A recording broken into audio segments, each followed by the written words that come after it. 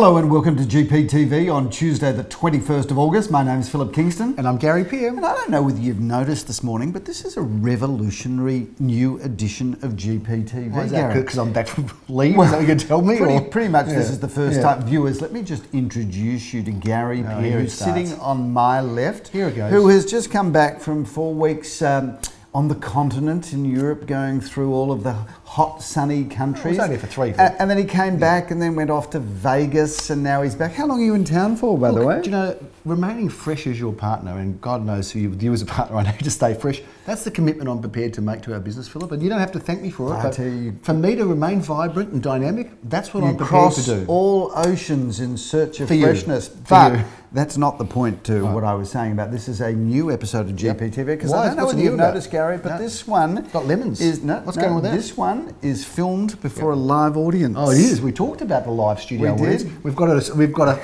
This is a test. This is a test. This is just a sample. We've got 2 people here, the vendors, so that's good. Keeping us honest. So viewers, for those of you that are fortunate enough to have GPTV filmed in your home, it is quite fine for the vendors to sit in front of us, obviously sitting there judging everything we say. So this will be a clean edition. This will be the first GPTV edition without any bloopers. There's no chance of that, Phil. I'm sure that's not going to happen. It wouldn't be a real edition if it was too clean. Phil, we've got a new viewer that is we've identified this week as well. Actually, a few new viewers, but the new viewer that I want to reveal is Gabby, and Gabby happens to be a dog, Phil. So here's an image of Gabby the dog, which is on your screen now. I'll just put it up there, but we'll close in on that. Gabby the dog watching GPTV, rival Julie in the bath.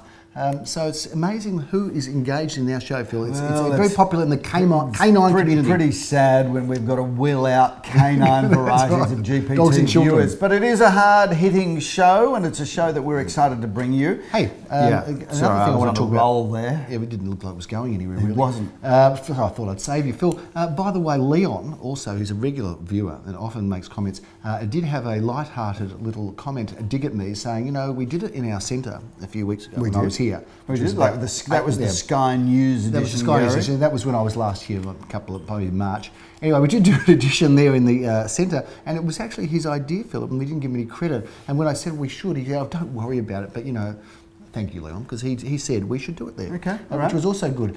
So just on that, viewers, we will be doing a lot more television work from there. Bit of a shout out to the Melbourne Football Club. Hey, thankfully we're in the finals. Well, it is still statistically possible that we will be eliminated from the finals. And given the fact that Melbourne is statistically capable of losing, but you're there, mate. Well, we're technically there.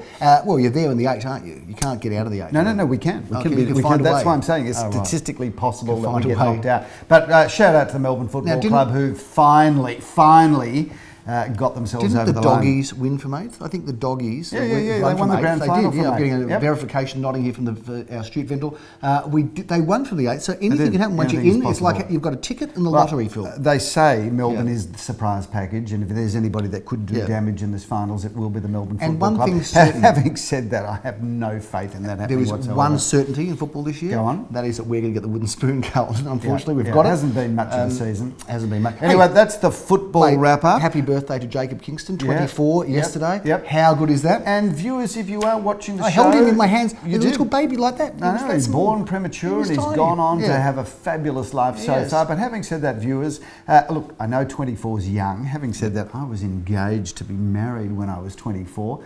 Already had a couple of mortgages at the age of 24. So, son, if you are watching this, and viewers, if you're watching this, Jacob is an intelligent guy, comes from a good family, has got great prospects. Good genes on the mother's side. Is very attractive and is currently single. And all I can say is I would love him to go into his 25th year, you know, with a companion. So if you're watching this, viewers, and you think that you'd like to have a Kingston in the family, don't judge him on his father. He's a good man. He's a good kid. His mother is a fine individual. He's a good kid. Yeah, exactly right. Jacob, he's a lovely young man. Happy birthday, Phil. The market. We're going to talk about it. We're going to get there eventually, aren't we? We got there eventually. Gary, I didn't work Saturday. I had the day off, which was, you know, this is the end. Because does that equal my holidays now? No, it doesn't. We're coming into spring, so I'm kind of getting myself rested for spring. But I did work Sunday, and Sunday was an action-packed day. I did 10:30, 11:30, 12:30, 1:30, 2:30, 3:30, and we had some incredible results on Sunday. I want to share something with you because you weren't in the sales meeting yesterday, Philip. No, I wasn't. Because you had an appointment at that time. But Philip, I've got to say that we actually accumulatively worked out. Say that again? Accumulatively or cumulatively? I have no idea what you're trying to say. What we did is we accumulated. Oh, you accumulated the some number statistics. of people who had put their hands up, either bought or were bidders. Yes. And there was 31 people, Philip, out there last week with our company that either bought or put their hand up to buy a property. Should we just go out of order and talk about the place we're in now, or should we just stay in our rigid format that we usually do? No, I'm going to jump right into this, Gary. I love this house. So do I. I don't mind saying that. We sold this originally for the developer, a very nice Italian family, a father and son. And they were those, you know, if I can stereotype, if I'm not going to get shot down for that. Be careful. If I can stereotype, Italians are known for quality, Philip. They're known for good quality when it comes to construction. Well, they don't muck around. If you think about it. And don't tell them that they're not. If you think about them, they have a reputation for building buildings that's still standing. I mean, take the Colosseum, for example. Yeah, maybe the pizza, the Tower Pizza, maybe that wasn't their best work. All of their work does need a slight refurbishment, but this one doesn't, Gary, because they built this, father and son, many years ago, and did the most phenomenal job. For sure. When we sold this project a few years ago, it was very popular. Where are we, Phil? As it will be popular today. Well, Gary, we're at 187 Orrong Road in the heart of St Kilda East. Having said that, is it Orrong Road address or is it a Carrington Grove address? Carrington Grove home with an Orrong Road address, correct, I'd say. Correct. So the front door faces Carrington. In fact, the entire property orientates itself over Carrington Grove. Yeah. This is the most beautiful home because it's set across 3 levels. We've got the most incredible basement area to this home, and then we come up to the entertaining space. We're currently sitting in the kitchen meals family room, which overlooks the most beautiful east-facing garden. Everything about this home is fabulous. The entertaining areas are sensational. My favourite space, though, is the sitting area that overlooks the incredible alfresco deck area. So this is a house with surprise packages, viewers, if you haven't been through it yet. It's very big too, isn't it? It's very big. Well, it's a home. Yeah, it's a very big home. It's a home without the maintenance and the hassle of back gardens and all of that. And you could call it a town residence, but there's no real common land, so it's really your own house and home with your own frontage. And walking distance, Gary, to the fabulous Glen village of Ripponlea. We can walk to Glen Huntly Road. We can walk to Carlisle Street. We can walk to Glover Station. You can. Phil, this is top of its class, which reminds me of Ripponlea State School. Because, you know, when you talk about top of the class, it reminds me of my days at school, Phil, because I sat next to the guy I don't want to cut you short, Gary, but I think that's a big enough wrap here. You are only going on and on now because the vendors are sitting in front of you and you feel you have to give the home a bigger wrap. Having said that, deserves a good wrap. I think we've done it. Fair enough. Let's move on. Shall we, Philip? Let's talk about the auctions that were on the weekend. Yes. A clearance rate of 69%, not our best, but certainly the best out there in the marketplace. Industry, let's call a spade a spade. The industry struggled last weekend. The industry, I think, was an all-time low, actually, Gary. 53%. Wouldn't be all-time, but it would be all-time low for the last 6 or 7 years. 69% clearance rate. There is nothing wrong with that whatsoever. That's a healthy market, viewers. Should we talk about some of our In fact, speaking of a healthy market, at the very top end of the market... you just want to keep rambling while I'm trying to... No, Gary, I'm on a roll here. Top end of the market, viewers, we put the litmus test of the market is always land, because ultimately, when you sell a block of land, Gary, you're only talking about 50% of the final component. Are you with me here? Somebody that buys a block of land is going to go and build it. I know, struggle. I know you're struggling, but they're going to go and build a house, Gary, and building a house costs money. So we had a litmus test of the market on the weekend with Howitt Road, number 23, Howitt Road, 1,091 square metres on the west side. Some would argue that the west side is better than the east side. The west side is not as good as the east side when I have an east side property for sale. But we have a west side story. Anyway, we had, I don't know, about 100 people pack the home because it was raining outside. We had 100 people. We thought we'd get around $4 million.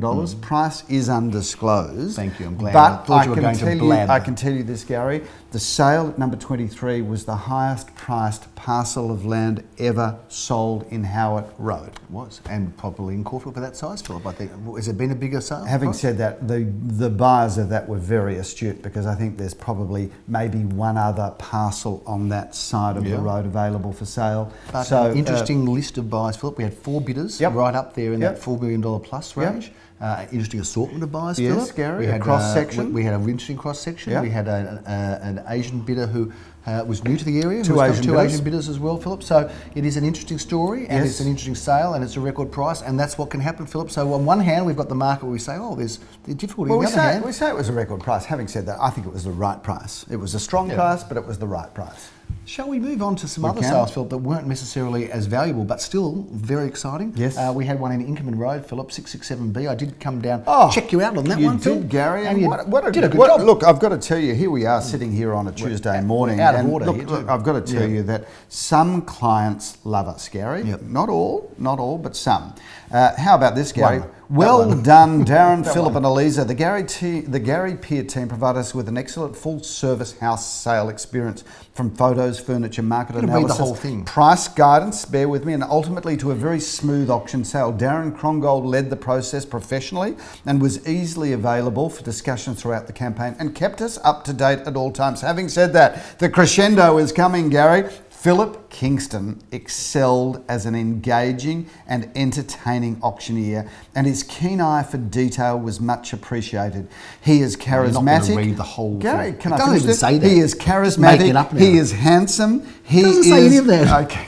It's all listen, it finished off with we thank Eliza. Okay, You've got your name there. Oh, yeah, it has. You're excellent. We also thank Eliza for her prompt response to our queries and great customer service. Overall, a wonderful agency experience. That was from the vendor. You were engaging and entertaining with a keen eye, but didn't say anything. Didn't say you were handsome. It should have said he was charismatic and handsome. No, you did that. We did that. I'm going to say this. I'm going to actually talk about this because this is true. We did the real estate course together. And this is a true story. We did the real estate course together at Tape. We did the first year about 9 times We did it. And actually, there were reading classes, English. Now, we'd finished VCE, admittedly got the worst scores of anybody at our school. True story. We finished VCE, and we had to read from a book, right? And then what happened was we started reading from a book, and which was, I don't know why I did it. I had to address the class. And then you started making up your own script, and you turned it into an adult story. So the teacher goes, a porn story. It became a porn. So anyway, the teacher got completely outraged. We negotiated with the teacher to not come back to class after 2 more classes and to give us 50 a pass and get rid of us. A true story. Get us out of here. So that was very funny. Anyway, so you haven't changed. Phil, let's talk about some other results. That's great, Gary, isn't it? That you've basically said on public forum that we corrupted the licensing system to actually get us into business. We didn't corrupt it because we passed, but we didn't need distinction. We just need to get our license. It's called negotiation. How did you go with that license anyway, by the way? It only took me 27 years, but I've got it now, Gary. They rang our office manager about 2 years ago just move on? Just move on. No, I'm not talking about that. Phil, let's talk about some of the other properties on the weekend. We had a great result in Neville Street, Carnegie, Leo Samuel and Jack Slater. Doing so well, Jack Slater. Sold that for $1,250,000, Philip, well above expectation. Yes. And that was a great result. Philip, we also had an auction in Lillimur Road, Ormond, which, now this just proves, Phil, that quality properties, stylish quality properties, are attractive and will be competed for. Like your sleeve. Like my sleeve. Like that sleeve? It's a good one, isn't it? It's just the most appalling. I got some new shorts. Hey, I got some new shorts. I got some new shirts. You got shorts or shirts? Both. I got shorts and shirts. Do you know, I had a nice experience on Friday that I took, I didn't take. Jeremy Rosens has discovered this new tailor. It's appalling. You really let down. I'll get back to Lillimur Road. Tell you what, I look pretty good at Lillimur Road. I'm getting back on script here. 9 to 990, the expectation, Philip. Sold for $1,118,000. 4 bidders. Great looking young crowd. 2 bedrooms, 1 bathroom, and a subdivision, Philip, in Ormond. Great is that pocket of Ormond since the overpass, since they put the trains underneath North Road. I get it. That little pocket is flying. It's very powerful, Philip, to be living there, and I say powerful because it's a segue into the sale we had in Power Street, Hawthorn. Very competitive apartment there. Shout out we to sell the Hawthorn. Samuel brothers there. Lior did the auction, but of course that property was handled by Vic, and what a great job. When the Samuels ride into town, Phil, something's going to happen. You know that. And I've got to tell you, the good residents of Hawthorn would not have known what hit them. They didn't. Anyway, it sold for $595. Again, well in excess of expectations. So isn't that interesting? We had sales. I think that was our lowest priced sale for the weekend, $595. And whilst the price is undisclosed, we had sales between $595 and $5 million across the weekend. We did, Phil. We're all over the place, aren't we? Literally. Not in a bad way, but let's talk about some of the properties that haven't sold. I think we should just review them. Yes. We haven't got that many auctions. Because these are buying opportunities, Gary. They're not passed in properties, they are buying opportunities. They are buying opportunities. 2 at 434 Kooyong Road, Philip. A wonderful apartment. $559,000 for a 2-bedroom Give Joel apartment. Sir a call. That's He's a beauty. standing by as we speak, ready to show you through. He's waiting. Phone in his hand. 24 Yawla Street, Bentleigh. Hey, Phil, this one came very close. I reckon it's a good buy. A good block of land. Yawla Street is a fantastic spot. Great street. Just off Thomas Street, near East Brighton. And you can walk to Centre Road, Bentleigh, from there. And Brighton, in fact, on the other side, really. Indeed. So $1,329,000 will buy that for you. I reckon it's a buy too. Wellington Street, St Kilda, a snap purchase there, $449,000. Call Michael Jonas. Now, I thought that was a great buy. 77 Alexandra Street, $1,295,000. I'll be surprised, Gary, by the time this show goes to it. I'll be surprised if that property doesn't have a freestanding house, Phil. Absolutely. It's just under 500 square metres of land. Try finding something in Eastern Kilda under 1.3, you'd be lucky. But this one is priced at 1,295. The final opportunity for the weekend is in Wanda Road, Philip, $1,440,000. Gary, that property is so big, it needs its own postcode. It is massive. It's probably one of the biggest apartments I've ever seen. It's a home. So anybody wanting an apartment, anybody wanting a home, anybody wanting something with more space than you could ever possibly imagine. It's bigger than Texas, that property, Gary. Sure is, Phil. Now, we've got some properties coming up this week. Shall we review them? This home in Boat Street, I'm very excited to be selling. I'm going to be there at 10:30 meeting Graham Callan from our Carnegie office, and I've got the auction honours on this home. Gary, tell us about what a fantastic home. It's 3 bedrooms, 2 bathrooms, plenty of off-street car parking via garage and car space. This is a great family home, and I love Boat Street. This is a home you can move straight into and not spend a cent. Leo Samuel will not be in attendance at the Boat Street Carnegie auction, Philip, because he's doing his own Glen Huntley auction in Manchester Grove. Take us through this. Well, we've always loved Manchester Grove, Gary. It's been an address where we've probably sold most of the street, I'd say. This is walking distance to public transport, train, trams, buses, shops.